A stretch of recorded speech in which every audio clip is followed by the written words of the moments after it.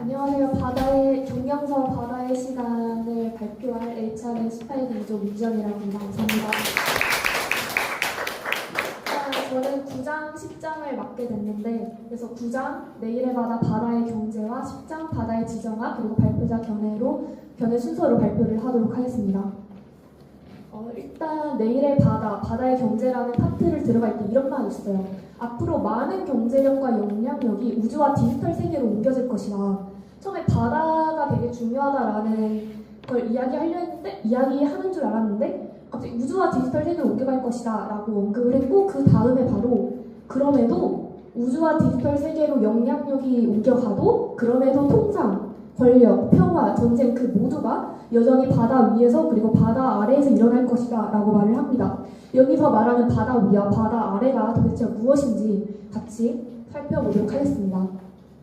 먼저 바다 위에 관한 이야기를 하고 싶습니다. 일단 이렇게 되어 있고요. 그 다음에 화물 운송과 해양 경제 미래를 한번 살펴볼 건데, 그러니까 바다 위에서 어떤 경제적인 이런 활동이 일어나는지 같이 살펴보고 싶어요.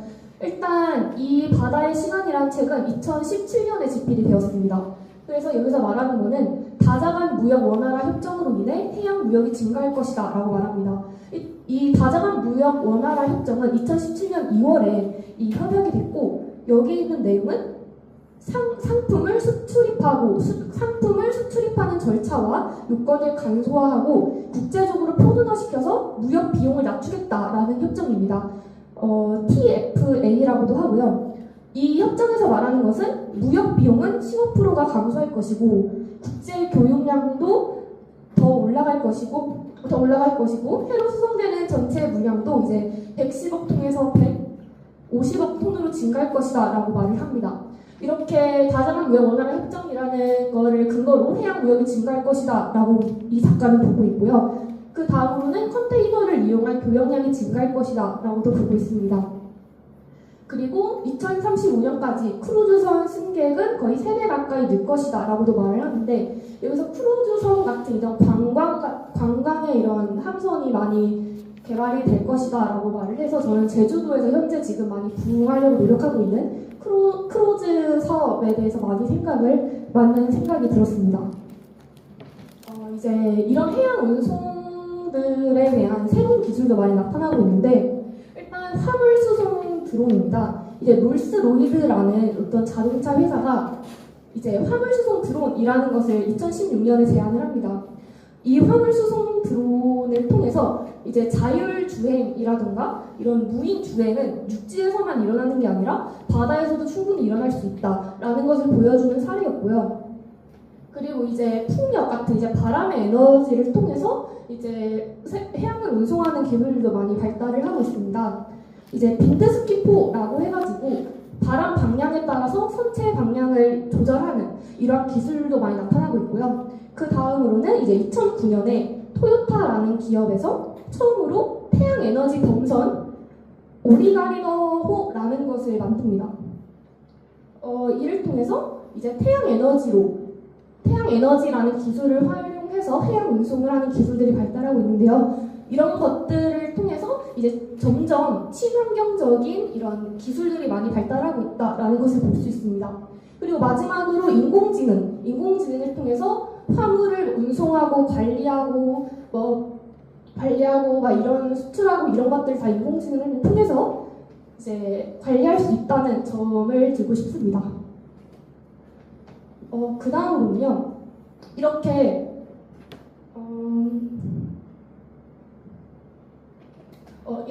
그 해양 무역에 대한 기술 발전도 살펴봤는데, 이제 아까 제가 바다 위와 바다 아래가 다르다고 했잖아요. 바다 위와 바다 아래에서 이런 경제적인 영향력이 발휘될 것이다 라고 했는데, 아까는 바다 위를 살펴봤고 이제는 바다 아래를 살펴보고 싶습니다.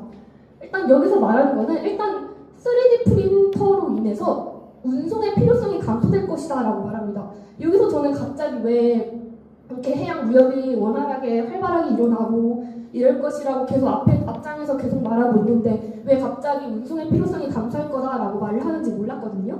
하지만 점점 이제 글을 읽으면서 이해를 하게 됐는데, 이제 이런 운송, 어떤 물건을 어떤 일에 물건을 옮기는 것보다 3D 프린터라는 것을 사용해서 집 안에서 그냥 개인적으로 내 물건을 저렴하게 만들 수가 있는 거예요.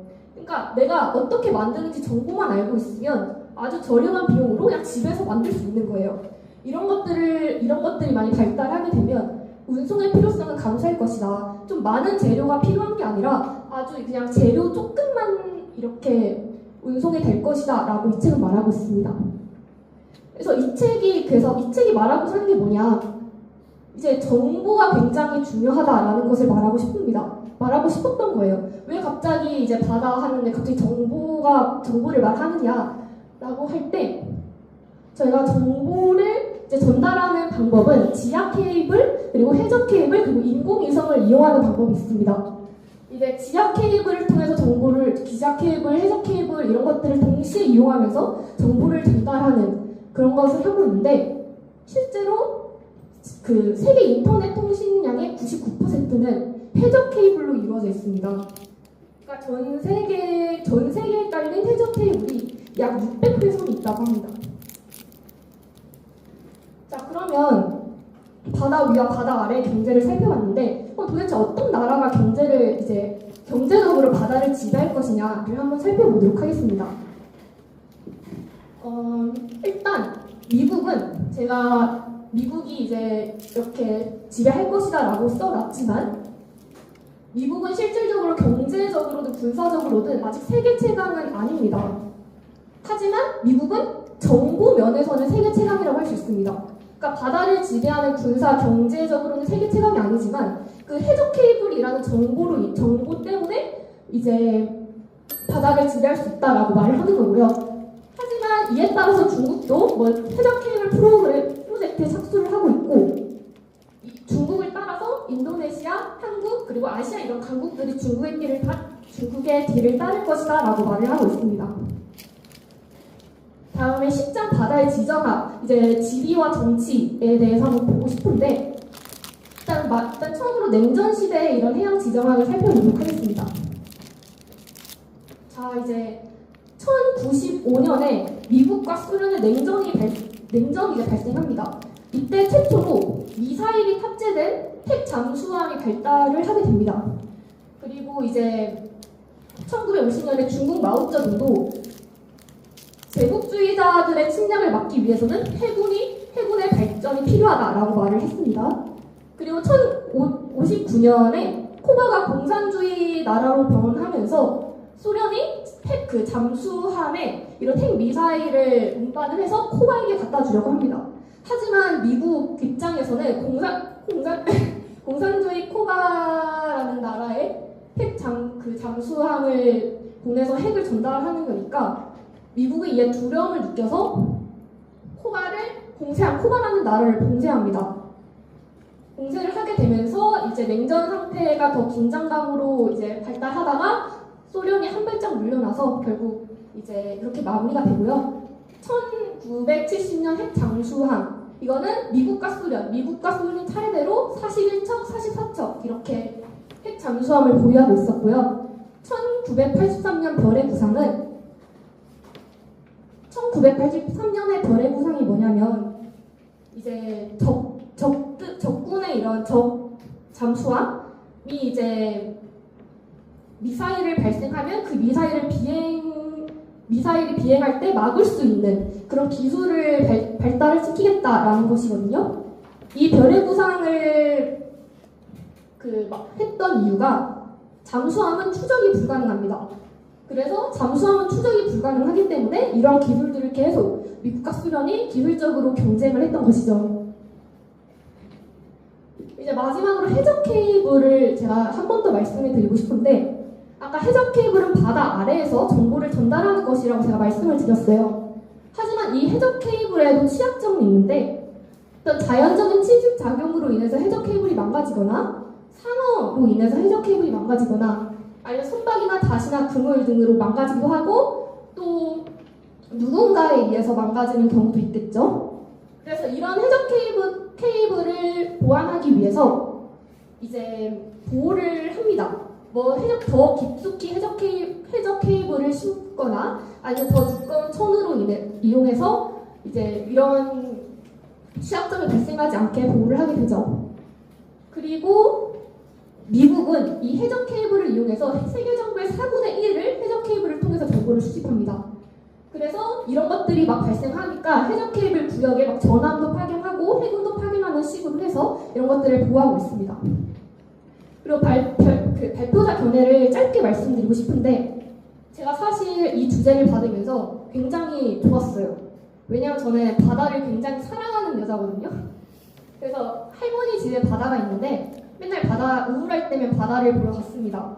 근데 어느 날 가니까 바다 한가운데 포크레인이 있는 거예요. 그래서 이게 꿈인가 싶었어요. 그래서 꿈인가 싶다 해서 그냥 다른 데 가고 또 아침에 일어나서 봤는데 바다 위에 포크레인이 그냥 있는 거예요. 그거 보고 이제 내가 사랑하는 바다도 이제 점점 이제 기술적인 부분도 들어가고 여러 가지 이제 이런 것들이 있구나라는 것을 느꼈고 이 책을 통해서 그런 것들이 나쁜 것은 아니구나라는 것을 느낀과 동시에 그런 아름다운 자연 환경이 제주도에서 많이 파괴되고 있는데 이런 아름다운 자연 환경과 기술적인 부분을 같이 공존해서 더 나은 그 제주도를 만들고 싶다라는 생각을 했습니다. 발표 들어주셔서 감사합니다.